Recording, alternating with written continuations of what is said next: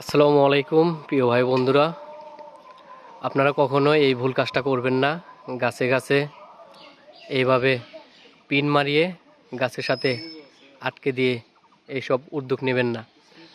উদ্যোগ নেবেন ঠিক আছে, সেটা হচ্ছে হয় রশি দিয়ে, না হয় জিয়া তার দিয়ে সাইডে ছিদ্র করে পেঁচিয়ে দেওয়া।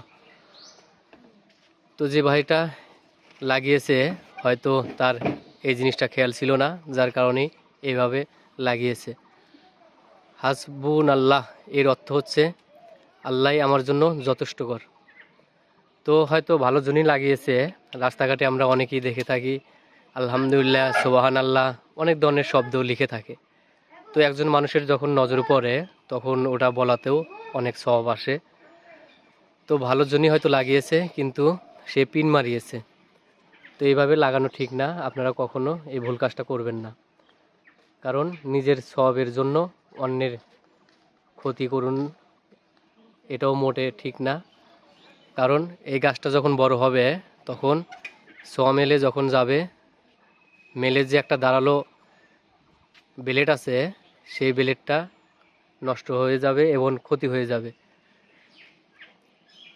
তো আশা করি এইভাবে আপনারা কখনো লাগাবেন না। আপনারা রশি দিয়ে, জিয়া তার দিয়ে পেঁচিয়ে লাগাবেন।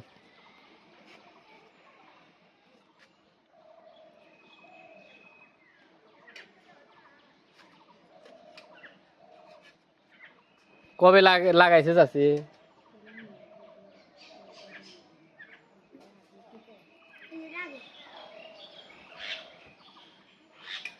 তো প্রিয় ভাই বন্ধুরা, হয়তো আমার কথা বুঝতে পেরেছেন আমি কি মাধ্যমে বুঝাইতে চাইতেছি। এইভাবে কখনো আপনারা ভুল কাজ করবেন না।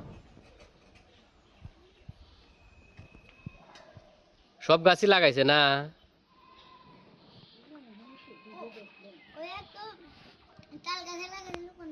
ও, যদি আবারও দেখা হয় একটু বললেন তাদেরকে, তাহলে জিনিসটা নজরে পড়ব। কারণ অন্যের ক্ষতি করে নিজের লাভ হোক, এটা ইসলামের দৃষ্টিতে ভালো না।